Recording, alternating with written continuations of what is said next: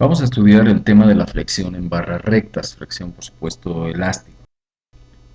Entonces supongamos que tenemos una barra, ¿sí?, de cierta longitud, donde existe un plano de carga y tenemos que el plano de carga está orientado un ángulo phi con respecto al eje X, como se indica en la figura. Vamos a estudiar el fenómeno de la flexión pura inicialmente. Entonces tenemos un momento m0 que es perpendicular al plano de carga y vamos a ver qué sucede a una sección z alejada de este apoyo, suficientemente alejada. Entonces lo que tenemos es que aquí por equilibrio vamos a tener un momento m, que desde luego tiene que ser igual a m0 en este caso, cuyas componentes van a ser mx y my. Si nos fijamos un poquito en el detalle, nos damos cuenta que siendo phi el ángulo que forma el plano de carga con el eje X, pues este otro ángulo es pi menos phi. Por lo tanto, este ángulo, dado que m es perpendicular al plano de carga, sería phi menos pi medios. Mx entonces resulta ser m por el coseno de phi menos pi medios. El coseno de una diferencia es el producto de los cosenos más el producto de los senos. El coseno de pi medios es 0 y el seno de pi medios es 1, por lo tanto mx no es más que m por el seno de phi. En forma análoga, my no es más que m por el seno de phi menos pi medios, y desarrollando obtenemos que my es igual a menos m por el coseno de phi. Por otro lado, algo que es importante en la flexión es el concepto de centro de cortante. El centro de cortante lo que hace es, si las cargas o digamos los cortantes internos pasan por dicho centro, el momento torsor es cero. Entonces aquí tenemos el caso donde tenemos el plano de carga y donde la carga ya no es un momento puro, sino lo que tenemos es una fuerza P, es decir, tenemos una distribución de fuerzas cortantes. Ya no tenemos momentos puros, sino que tenemos la aparición de fuerzas cortantes. Bueno, si estas fuerzas cortantes o la resultante de la fuerza cortante interna se localiza en el centro de cortante, podemos decir que estas fuerzas cortantes no generan momento torsor en la sección. Esa es la definición de centro cortante o centro de corte. Entonces el centro de corte es aquel punto donde si la carga está aplicada o el cortante pasa por dicho punto, el momento torsor es cero. A diferencia del eje centroidal, el eje de flexión o el eje flexionante va a ser la unión de todos los centros de corte de todas las secciones transversales. No necesariamente deben de coincidir el eje centroidal con el eje de flexión. Si nosotros ignoramos los esfuerzos cortantes que resultan directamente de Bx y By, lo cual es correcto suponer cuando tenemos barras de cierta longitud, es decir, que el esfuerzo cortante directamente asociado a B y a Y es mucho más pequeño que los esfuerzos normales generados por la flexión, pues tendríamos ya la teoría de momento puro. ¿Sí? Más adelante veremos cómo considerar los esfuerzos cortantes, sobre todo en secciones de pared delgada. Entonces tenemos los esfuerzos cortantes para la teoría de momento flexionante puro de vigas. Vamos a suponer que los esfuerzos cortantes que resultan de las cargas concentradas son despreciables, son ignorables, es decir, los únicos esfuerzos que vamos a manejar son los esfuerzos derivados de la misma flexión, los esfuerzos normales. La parte de esfuerzos cortantes la manejaríamos con teoría aparte. Suponemos que las líneas de acción de las fuerzas concentradas pasan a través del centro de cortante, ¿sí? Es decir, la línea de acción pasa a través del centro de cortante. Desde luego, el centro de cortante, si tiene un eje de simetría o de antisimetría, el centro de cortante se puede demostrar que se localiza en ese eje. Si tenemos dos o más ejes de simetría o antisimetría, el centro de cortante se localiza en su intersección. Y en general, cuando tenemos una sección donde no tenemos ejes de simetría o antisimetría, lo que vamos a tener es que calcular el centro de cortante mediante métodos especiales.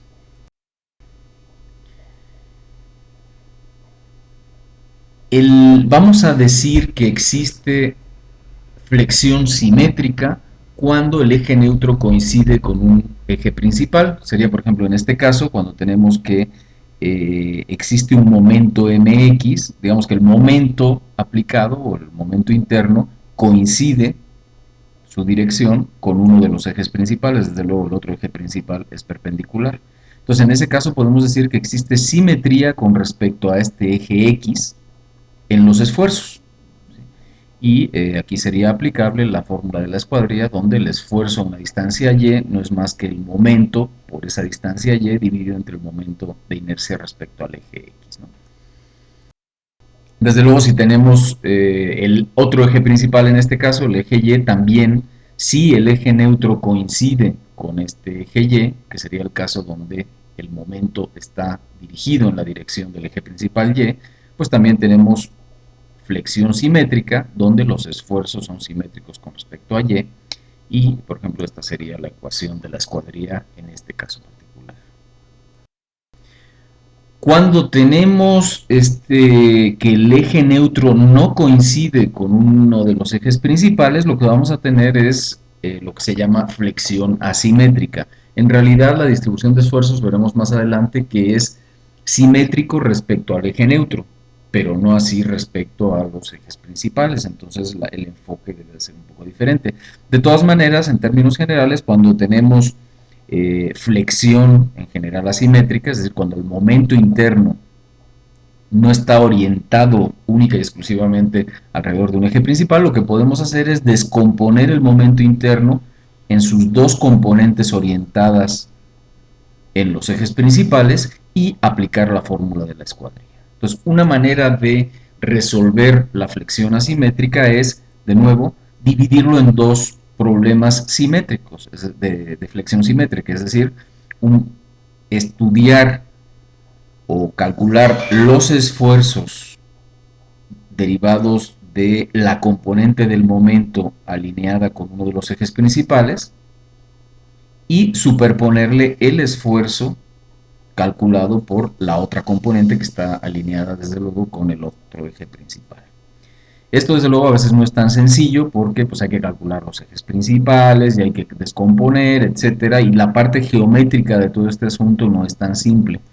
Entonces, para ello lo que hacemos es generar una ecuación general donde esté en relación a ejes los que nos convenga más y no necesariamente con respecto a los ejes principales. Si tenemos carga simétrica con respecto a los ejes principales, pues la solución es más o menos sencilla. Por ejemplo, aquí tenemos un caso de una sección rectangular donde el centro de cortante, desde luego, está en la intersección de los dos ejes principales y el plano de carga, que puede estar a una cierta orientación phi, pasa, suponemos, en esta teoría, que pasa por el centro de cortante. Por lo tanto, se va a dar flexión simétrica únicamente cuando el plano de carga está orientado con respecto o es paralelo a cualquiera de los dos ejes principales, ¿sí? O sea, phi igual a 0 o phi igual a... Este es otro caso donde tenemos que el centroide no coincide con el centro de corte, el plano de nuevo de cargas suponemos que pasa a través del centro de cortante para que no se genere torsión. Y bueno, en términos generales tendríamos que los ejes principales no estarían en los ejes X y Y, no estarían orientados con los ejes X y Y, estarían a una rotación teta, por ejemplo. Entonces nada más vamos a tener flexión simétrica cuando phi coincida, es decir, cuando el plano de carga sea paralelo al eje principal X o sea paralelo al eje principal Y. En cualquiera de esas dos condiciones tendríamos condiciones de flexión simétrica. Las ecuaciones de compatibilidad, y suponemos que las secciones que inicialmente eran planas permanecen planas después de someterlo a flexión. Entonces, si permanecen planas, lo que podemos decir es que la extensión en cualquier punto es lineal, es decir, tiene una dependencia a través de constantes de x y de y. ¿Sí? Entonces, en cualquier punto de la sección transversal que tenga coordenadas x y y, vamos a decir que su extensión es linealmente dependiente de x y de y. Entonces sería una constante a b' más una constante b' por x más una constante c' por y. Eso sería la expresión general de la extensión de cualquier fibra que esté localizada en esta sección. Desde luego, como la deformación unitaria es la extensión entre el valor inicial de la fibra, si consideramos que una rebanada de barra con longitud inicial delta z, pues todas las fibras tienen una longitud inicial delta z. Entonces podemos decir, sin mayor complicación, que el patrón de deformaciones unitarias también sigue una forma lineal, es decir, tiene la forma de una constante a' más una constante b' por x más una constante c' por y. Si suponemos unas relaciones constitutivas elástico-lineales, como la que estamos planteando aquí, tendríamos que el esfuerzo sigma zz es este de acá, también es lineal. Entonces lo que tenemos que calcular son las constantes A, B y C. Bueno, las ecuaciones de equilibrio lo que me dicen es que la fuerza total en Y debe de ser 0, el momento total alrededor del eje de X es igual a mx y el momento total alrededor del eje Y es my. Sustituyendo esta expresión en estas tres ecuaciones de equilibrio, lo que tenemos es estas tres grandes expresiones, que las dibujamos aquí otra vez. Nos damos cuenta que tanto la integral de x diferencial de área, como estamos hablando de integrales con respecto a los ejes, ejes centroidales, estas integrales que se están señalando aquí son 0 por haber seleccionado ejes centroidales. Y también sabemos que esta integral es el producto de inercia, que esta integral es el momento de inercia con respecto al eje X y este es el momento de inercia con respecto al eje Y. Por lo tanto, tenemos estas tres expresiones. De ahí despejamos A, B y C. Y sustituyendo en la expresión A, B y C en la expresión general del esfuerzo ZZ, lo que nos da es esta, que sería la fórmula, digamos, general del esfuerzo en flexión asimétrica. Y esta ecuación es muy útil para el cálculo de este tipo de los esfuerzos. Se puede observar que en el caso de flexión simétrica, donde IXY, el producto de inercia, sea 0, pues este término se elimina, y X e X se eliminan, y lo que nos quedaría es menos MY entre IY, perdón, sí, menos MY entre IY por X, y aquí nos quedaría menos, con el menos más, sería más MX entre IX por Y, que es la fórmula de la escuadrilla simple para flexión asimétrica en términos de la superposición con respecto a los dos ejes principales. Reconociendo que el eje neutro, o definiendo el eje neutro como aquellos puntos para los cuales el esfuerzo es 0, el esfuerzo axial es 0, pues simplemente despejamos, igualamos sigma zz a 0 y despejamos y en función de x y nos queda la ecuación del eje neutro, que desde luego pasa por el centroide y nos quedaría esta expresión y en función de x. Si esto es alfa, pues la tangente de alfa sería esta expresión de acá. Se puede demostrar que los esfuerzos varían linealmente perpendicularmente al eje neutro. Nada más con esta ecuación y manipulando un poquito se puede demostrar que hay una variación lineal perpendicular al eje neutro, y eso es muy importante. Si yo quiero calcular, por ejemplo, en esta sección extraña, cuál es el esfuerzo normal máximo a compresión y a tensión, pues lo que tengo que hacer es averiguar cuáles son los puntos que están más alejados del eje neutro. Y en esos puntos es donde se van a localizar los esfuerzos máximos a tensión o a compresión, ¿sí? No hace falta averiguar cuál es el esfuerzo en cada una de las esquinas para ver cuál es el máximo. En general, los esfuerzos máximos van a encontrarse en los puntos más alejados perpendicularmente al eje neutro. Bueno, vamos a ver las deflexiones en flexión asimétrica. Entonces esta es la figura tradicional, tenemos un sistema que inicialmente era una barra recta, donde tenemos dos secciones planas que inicialmente eran planas, después de la deformación se mantienen planas. Tenemos el centro de rotación O', RY, que es el radio de giro, que como lleva hacia abajo, RY es negativo en este caso, ahorita lo veremos para qué nos sirve, y desde luego una fibra que inicialmente era delta Z, a una distancia y después de la deformación va a tener una deformación de delta Z más una elongación EZZ. Entonces, por triángulos semejantes podemos decir que delta Z entre RY, entre el valor absoluto de RY, por eso le ponemos el signo menos, veamos que RY tiene signo menos porque va en sentido opuesto a Y. Entonces, para que como RY es negativo, para obtener el valor positivo, delta Z entre menos RY sería de alguna manera este ángulo, y debe de ser equivalente a EZZ, esta extensión, dividido entre Y. Bueno, EZZ, la extensión no es más que el valor de la longitud inicial, la magnitud de la longitud inicial de la fibra, multiplicado por la deformación unitaria. Entonces esta expresión podemos eliminar delta Z y nos queda que 1 entre R menos RY es igual a epsilon ZZ entre Y. Por otro lado, sabemos que epsilon ZZ, que sigma ZZ es igual a esto por Y. Despejando Y para acá y sustituyendo sigma ZZ por epsilon ZZ por E y pasando la E de este lado, lo que tenemos es esta expresión.